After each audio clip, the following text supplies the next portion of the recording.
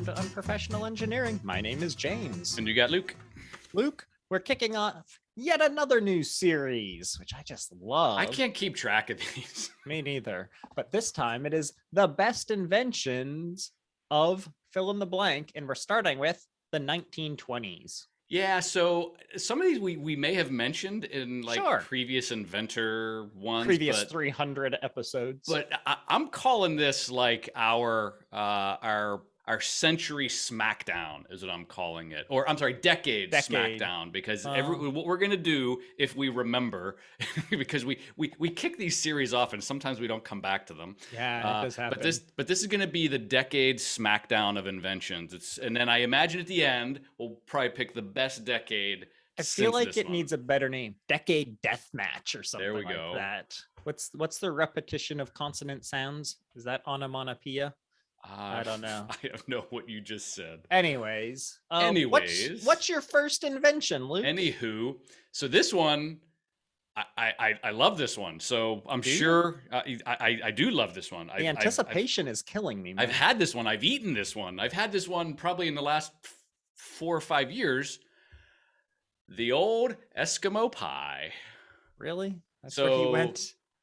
It was an invention. We didn't say it had to be like a mechanical invention. No, let's be more so. It's on my honorable mentions. In 1920, a guy by the name of Christian Nelson invented the ice cream novelty referred to as the Eskimo pie. So essentially, for those uninitiated people, this is essentially a Klondike, but it is an Eskimo pie. It's ice cream covered in amazing chocolate. And I think it's currently, what does it say? Yeah, so Nestle's currently makes it. Oh. And I mean, I love food inventions because I love food and I like ice cream and I like chocolate. And this is the beginning of the 1920s. So why not be on my list? It's not my top one, James. Don't worry about that. But it is there. That's good. They are tasty. Do you think they're still called Eskimo pies? Is that not offensive? I'm pretty sure they still call them Eskimo pies. I mean, hindsight, it probably, does have some, political correctness and sensitivity in the name. Well, okay. My first one that I'm going to mention is the traffic light. So this was invented around 1923 by William Bill Potts. Good old Billy Potts.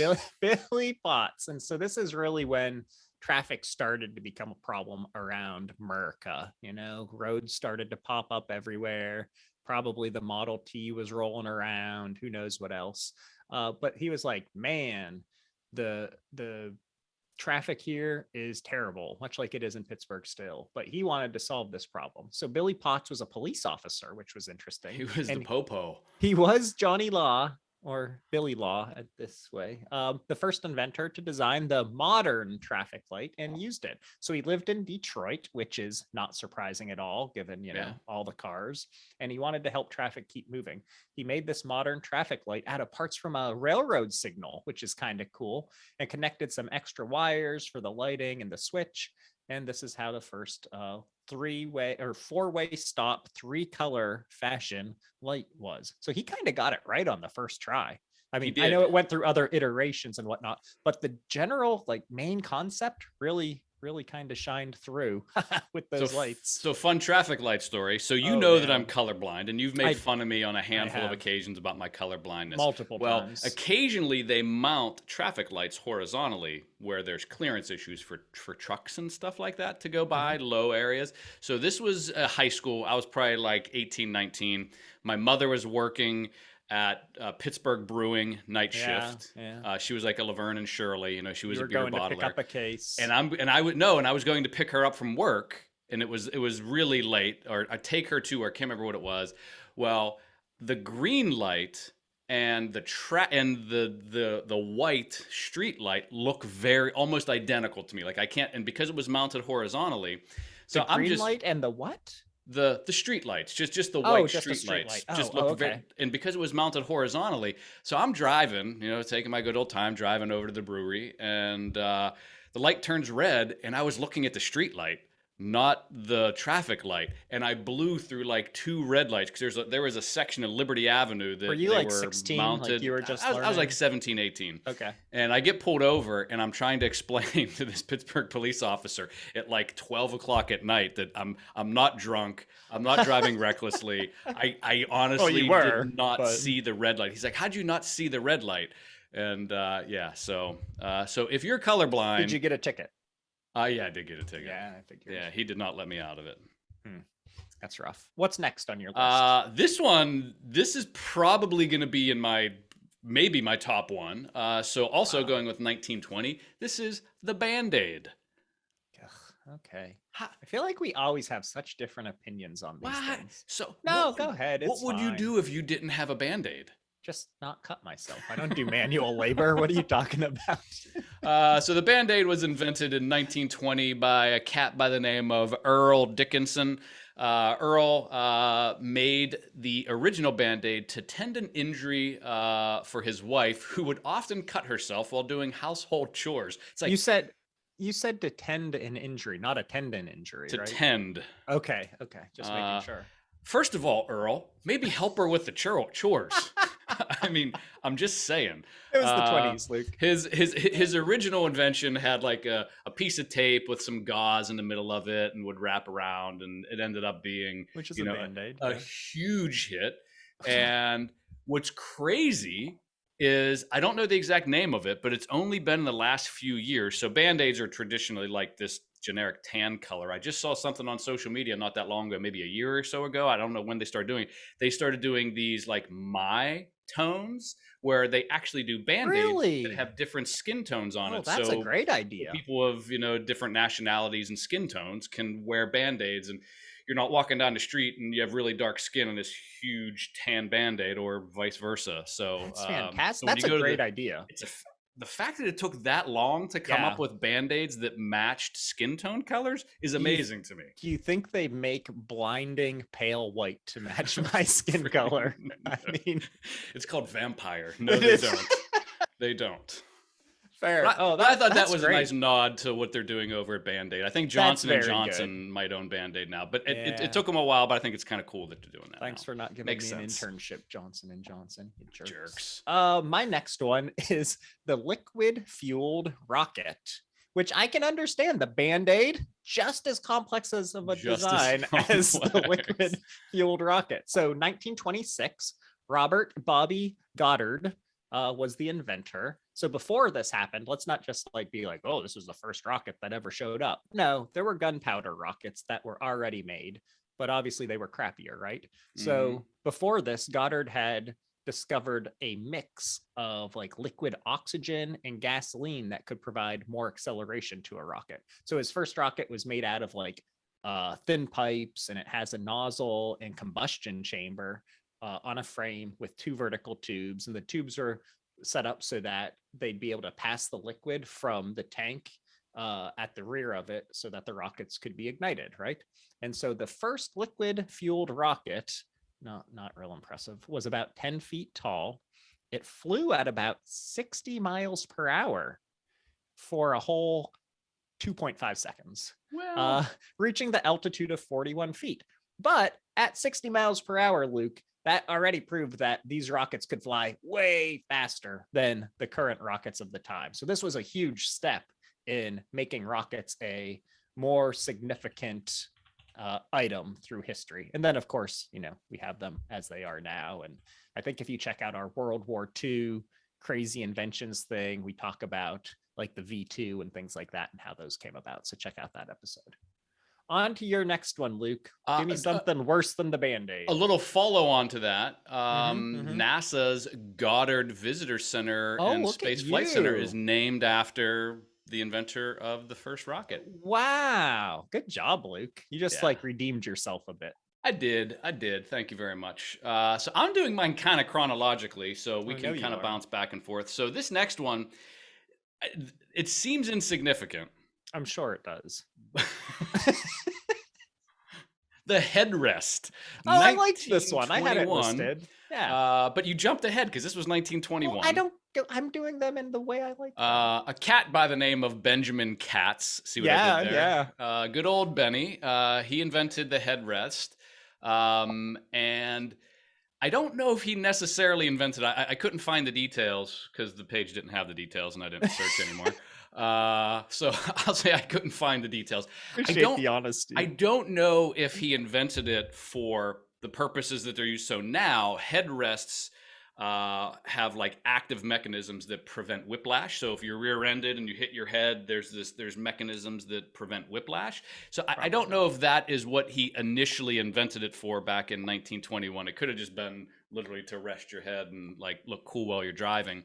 But in 1969, headrests became mandatory in all cars sold beginning that year because of whiplash and safety, and seatbelts were, I think, in by then. I think this is a great invention. Mandatory. I think this is great because I don't know. So I had whiplash kinda ish, not from a car accident, from a bicycle accident one time, and it's crazy, like the headaches and the migraines and the neck pain and the fact that like just a minor bump can cause that. It seems like a pretty good one. Like it's definitely not like my top 5, but it's a pretty good one for safety. I believe if you check out our car safety episode, we talk about the headrest and that. But a couple things. First, if you ever saw the cartoon Dr. Katz, it was on Comedy Central. It was this weird squiggly animation. Benjamin Katz, I think, was his son. But also a fun fact about the headrest, and I never knew this. The headrest can be used to bust out the glass of a window in case of emergency. Pull it off, and then the little metal pegs. I never thought of that. How brilliant. Yeah. That is very brilliant. All right. Before we move on to the next great invention of the 1920s, let's take a break for a word from our sponsor. Johnson & Johnson.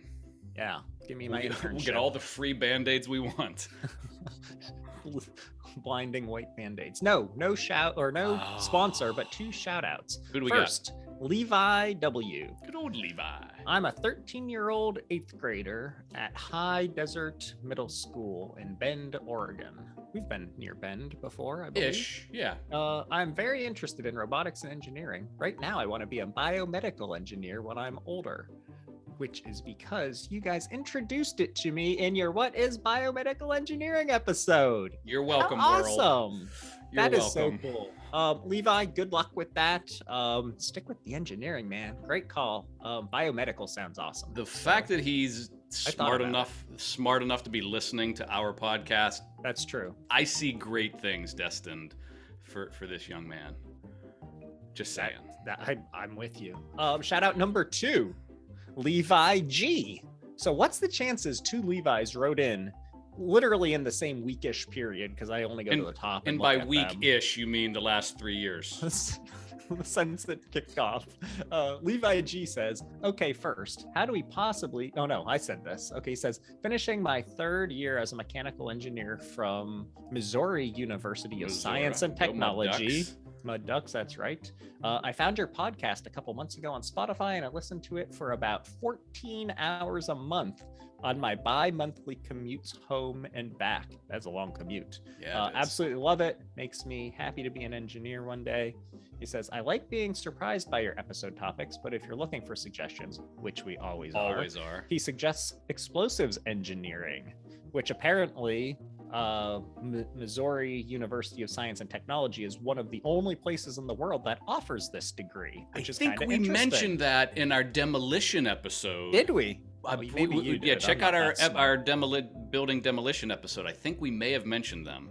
Yeah, he also mentions that they have, if not the first, one of the first nuclear reactors west of the Mississippi. So that's pretty cool. But I love that episode idea. I've added it to the list. We haven't done a What Is episode in a while, so maybe we'll get there.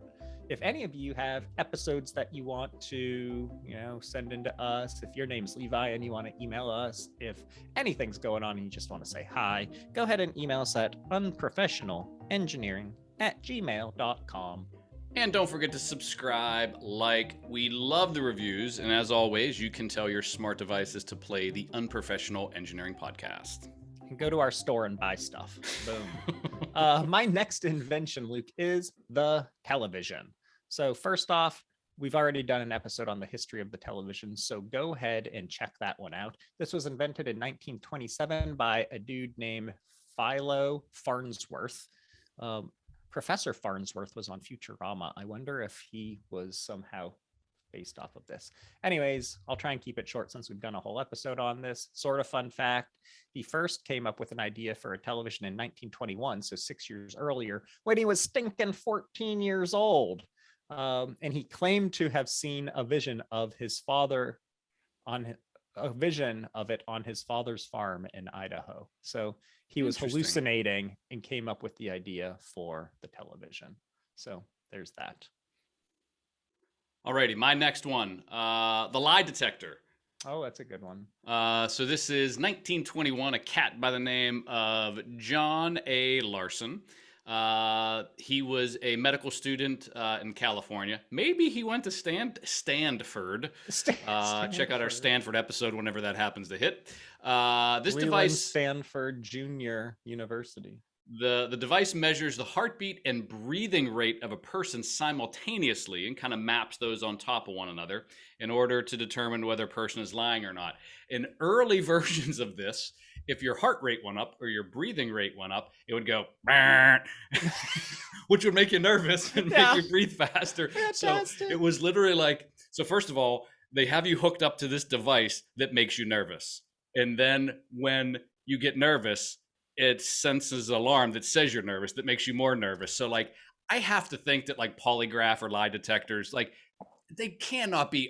Maybe one of our listeners I think that's knows. why they're not admissible. So you know that for sure they are not admissible in court. I'm very confident in that. Yes. Then why do you see like how come TV shows always have people on lie detectors? It's way more dramatic. Like, well, I mean, thanks to Maury and Jerry Springer, the lie detector is a very important part of knowing who the father is. So. Oh goodness! Alrighty, you're up, James. Okay, my next one is penicillin. This has got to be a good one, right? Is this? I mean, like, is this an invention or is this like an oh crap, I'm dirty and I found some mold? But anyways, invented in 1928 by Alexander Fleming, Dr. Alexander Fleming. So thanks to Dr. Flem, we're able to treat amazing things like gonorrhea, bacterial endocarditis, syphilis, pneumococcal pneumonia, meningitis, all sorts of other stuff. These infections were seen as life-threatening before this happened. So his invention of penicillin basically started by him noticing mold growing on a Staphylococcus culture plate. He went on vacation, and when he came home, he was like, whoa, look at this mold growing on this plate. And then when he looked at it closer, he discovered that this mold culture had prevented the growth of more staphylococci. So accidentally found this thing. Turns out to be probably the biggest medicine of all time. So good job, Dr. Fleming, for being a slob. All righty. My next one is, this one's pretty impressive. The fact that it's 1923. So this is the instant camera. James. Oh, I saw this one too. Yeah. So, okay. A cat by the name of Samuel Shalfrock, I think you got to roll the R. I'm pretty sure that's how you say it. Yeah. It was an instant camera capable of developing the film image instantly because it's an instant camera. It consisted of a camera and in a portable dark room that was all in one compartment. So I imagine this camera was literally like the size of a suitcase. So to say that it's an instant camera is probably so the first commercial one was a cat by the name of Edwin Land, and this was in 1948, many years later. But he is credited with being the first one to develop the idea, and my guess is Edwin Land reduced this in 1940. So I know we're going to the 40s, but just wanted to give an honorable mention for those people out there that are all about the details and accuracy. I hate them so much. I know. If you remember our George Eastman episode, I think it started out when he was going on a trip and he was like, oh, bollocks, like this thing's so heavy that I have to carry all this crap around. So kind of related. Next one for me before we take our next break would be the radio altimeter. 1924, Lloyd Espenscheid. So, an altimeter, if you don't know, it's a device that can measure the vertical distance from a given level. So, it can tell the altitude of the water level beneath the land surface and give the distance between, I guess, most importantly here, the airplane and the ground or sea level. So, this invention in 1924 came about from Lloyd. He was an electrical engineer and he was all about wireless and radio communications. So this is how he got this invented. The first radio altimeter could monitor beams of radio waves being transmitted by aircrafts and then the time it would take for them to like kind of go down and return. It can also be used to calculate ground level. So very cool. This guy also had over 100 inventions patented before he died. So I have good job, Lloyd. none. I yeah, man, I don't even have an idea for one. So, all right. So, before we go on with more great Eskimo pie inventions, let's take a break for this week's Luke's rant. So this rant is about an invention that I feel like is marketed incorrectly. You know, me being a marketing individual, right? Expert, savant, perhaps. Savant. So let me see if you can guess what it is. Leo Gerstenzang. Oh, Leo. Yeah, Good old Leo. So in 1923, Leo invented the cotton swab. So Leo was a Polish-born American. Is this your rant or is this just your next No, idea? it is my rant. So okay. he invented these things as things for, infants and babies, clean them up. There's an inappropriate name that he used initially. They changed it to be Q-tips, Q standing for quality. But here's the problem. The only thing I use Q-tips for, kids, don't listen anymore for a couple of seconds. The only thing I use Q-tips for is to clean my ears. That's literally the one and only thing I use Q-tips for. My wife yells at me for that all the time. And it's so infuriating that they make such a big deal about never clean your ears with Q-tips. There's all these Facebook ads for these little, iPhone ear cleaner thingies, and it says on the box, never put it even, like in the box, the Q-tip is an inch away from your ear, and there's like a circle with an X, so I can't even put a Q-tip near my ear? Like what's the deal? So it's the only thing I use it for, and I just think that it's just like, everybody knows that's what it's used for. Do you clean yours with Q-tips? I do, yeah. And you want to know what my doctor says to me every time I go for my yearly visit? And she's looking at me, she goes, "Oh, your ears look great." And I look her right dead square in the eyes. We lock eyes for a second, and I say, "I clean them with Q-tips every 2 days." And she's like, "Oh, don't do that." I was like, "You just told me they looked great, so clearly." You do it only every other day. You don't do it every day. It depends on. Sometimes they get itchy, but usually. Do you ever go like a week without using one, and terrible. then you use it? Oh my gosh! I feel like Shrek, like I'm pulling a candle out of my ear. Oh my goodness, yeah. So it's a rant and one of my. I like it. I'm with you though. Like. So kids, you can start listening again. Don't put Q-tips in your ears. That's good. That's right, Luke. Be like Luke. Don't use Q-tips. Who's up? Me or you? I think I'm up because you went last. Okay. This next one's it's kind of a weird one because I don't believe it, but at the same time I love it. So 1924, Lionel Sternberger invented the cheeseburger. Oh, I saw the cheeseburger listed. I find this hard to believe that no one ever put a piece of meat and cheese between bread. Yeah, that's hard to believe. You're right. So it even starts it with there's some ambiguity of the year, but apparently he did this in 1924. Others claim that someone invented it in 1926. But so even harder to believe. I know. So, but I have to admit, I don't eat a lot of red meat anymore, but whenever I do, like the burger is my go-to. You put like lettuce, onion, tomato, like all the accoutrements on top of that thing, a big thick slice of bacon, maybe some smoky cheese. Like imagine if that didn't exist. Like what would I put into my cookie hole whenever I need that sweet, beefy, cheesy, like there's nothing that does it. Like what goes in so good. What goes into the cookie hole other than a cheeseburger when you have that craving? So I have maybe it's only a funny story to me, but so my wife didn't eat much meat at all before like meeting me, and now I've corrupted her into the ways of like burgers and stuff. But like a few months back, like like I'm in the refrigerator getting something ready. We're cooking dinner. I turn around and she's literally like got a fistful of like ground meat that she's like stuffing in her mouth hole. And It's like I look taco at meat her. or something, probably, Yeah, right? yeah, it was. And she just looks at me. She's like, I love ground meat. Like, how creepy is that? So I did. Julie just made made taco meat the other day, Yeah. and I just get the big soup spoon and right in the pan, and just a big mouthful of taco meat. It is It's so so good. good. It is. All right. My next invention, sticking with the food, is frozen food, which I do know we've mentioned before. I think in our Hmm. food preservation episode, you can check that one out. I think that's like 19 you can go check out.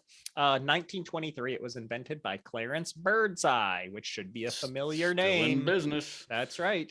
Clarence here made it possible for us to store like seafood and canned food for like a lot longer without spoiling it, losing its taste or making it taste nasty, and keeping its nutritional value. So, what's interesting is I didn't know this. I don't know if we said this previously. He was working in the Arctic in Canada and mingled with the Inuit. Is that the same as Eskimos or is that different? I think that might be their indigenous Okay. name. He observed how they preserved their foods in barrels of water and they froze really quickly because of how cold it was there, right? And what you'd find out is that when they brought them back out and they ate them, they still tasted super good. They were still nutritious, all of that stuff. So he figured out that the process of rapid freezing is what kept the foods, fresh and nutritious. And so when he returned to the US of A, he started doing this, and the rest is history, as they would say, Luke. Alrighty. For all you absolutely lazy people out there, Yes, please. 1926, the drive-through Oh, center really? city center bank. So, I didn't see uh, that. so yeah. So apparently, you had to get out of your vehicle and interact with people at some point in time before 1926 to like do anything. Ugh, I hate Clearly, people. nowadays it's even to the point where you don't have to leave your house, but it was basically invented to allow people to do their banking from their vehicle. They could pull up to the drive-through, talk to the teller, do whatever they need to do without getting out of the car. Nowadays, literally, you can get coffee, food, banking. I mean, any number of things you can do through a drive-through nowadays, and things are online. And now you have Uber Eats and all these food delivery services. So you can be a hermit like James and Ugh, literally never leave your home. So this was the beginning of the end, in my opinion, of the laziness of people for wanting to make love things it. so convenient Love that they it. don't have to interact with people. Here's my PSA. Tip your Uber Eats drivers or whatever app it is you use because I don't want this to ever go away. Thank you. And you don't want them putting their finger in your food. Oh, most importantly, yeah, I do worry about that. My next one, and this one's not great, but figure since we're an engineering podcast, I need to mention this: the flow process chart. I So the saw flow that. chart.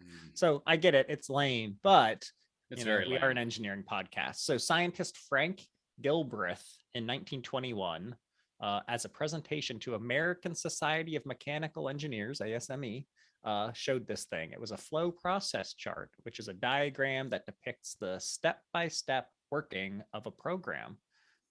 It was then further developed by Alan Mogensen. But this was the first flow chart, which we as engineers probably all know and hate or love. So there you go. Uh, my next one is the garbage disposal. Oh Uh, yeah, it's I love the it's garbage super disposal. mechanical. It's essentially an engine with blades that you attach to your drain. If you don't know what that is, or live somewhere where you don't have one, I've heard that a lot of European countries don't have garbage. Like it's not I as don't th- common I as don't it is think here. their pipes and water systems can handle it as much Okay, as the okay. more modern like Uh, American ones. so garbage disposal was invented by the cat by the name of John W. Hames, H-A-2-M-E-S. And it wasn't widely used until the 40s, but he did invent it in 1927. And fun story, Christmas like 10 years ago, this house I'm in right now, my two brother-in-laws are doing dishes after a big meal, and they're cleaning and cleaning, and the sink's filling up. And my brother-in-law says to me, he goes, "Where's your switch to your garbage disposal?" And I go, "I don't have one." They were just like shoving food down the drain, just pushing and pushing and pushing. Oh, And Luke. I was like, so I'm like, oh, garbage disposal. I'll get a good one, couple $100, right? You know, here, you can't just buy a garbage disposal and put it on like a really old, sink. So it ended up being almost like $1,500 later because I had 'Cause to you had buy to a put the new I sink had to in. buy a brand new sink. I had Uh, obviously you have to get a brand new faucet and then the garbage disposal and then the thing that connects over to your dishwasher. It was like $1,500 later. did to you did you get an incinerator? I did. I I thought that's a did. clever It's a name. good one. Okay. And Yeah. so to this day, anytime my two brother-in-laws visit, they are forbidden from doing any kind Foreboding. of dishes. Very So, cool. All right. So I had one more I wanted to mention, but I know we have worsts that we wanted to get to as well. So my one I wanted to mention was insulin, 1922, Frederick Banting. Everyone knows what insulin is, right? Like, mm-hmm. you don't want the diabetes. He received the Nobel Prize though for this invention. So good job, Frederick. Do you have any others, or do you want to talk about some worsts? So I have two worsts, Okay. and then I'm gonna pick my best. So I'll just run through it real quick. So my two Okay. worsts: electric razor. Whoever thought this is 1928? Colonel Jacob Schick, the Schick Oh, razor yeah, company. You yeah. get There it? we go. Whoever thought that like a whole bunch of moving razors on? So I've used electric razors and I've tried all different brands and they absolutely tear. I can't use like a regular razor. My face You're is. a delicate baby. I am. I have, yeah, very sensitive skin. But electric razors tear me up. It just seems like the worst thing to have multiple like razor blades like moving very quickly up against your skin. Terrible idea. Just use a razor if you can. If not, just do what I do, and I just use clippers and keep it short-ish. And then the second one, Or don't grow a beard like me. or just don't grow a beard because you can't Right. as a grown man. Next one is the bow tie. So this was, I can't I believe this saw is that only too. 1928. Like, so first of all, like whoever thought that like number one, ties are terrible, but This now looks good. let's just like put a big bow on your neck. Like Yeah. it just seemed it's a terrible idea. There's no specific inventor. Supposedly it was sometime around 1928. And I'm gonna say my favorite invention out of all of these we've mentioned thus far, other than the obvious medical ones, is the cheeseburger. Well, I guess it's better than the Eskimo pie. Yes. All right, my worsts real quick. Water skiing I think sucks. Yeah, I've done that Pressure before. It's The terrible. pressure washer, though a great invention in some sense, blew off one of my toes, so not a fan. Are you Air- missing a toe? Whoa, No, whoa. it's just scarred because of Okay. blasting all the skin I was- off of it. I was gonna say if you were missing a digit, I need to know that. No, the aerosol can didn't turn out to be so great. Yeah. But my two that really, really blow. Number one, the tilt-a-whirl. Yeah. Ugh, The who vomit wants comet. that? Oh. And number two, the gas chamber. Come on, who's Yeah. like, what we need is a gas chamber to kill people. Yeah, a And way you know to kill who made a this? whole bunch of people at one time. Nevada.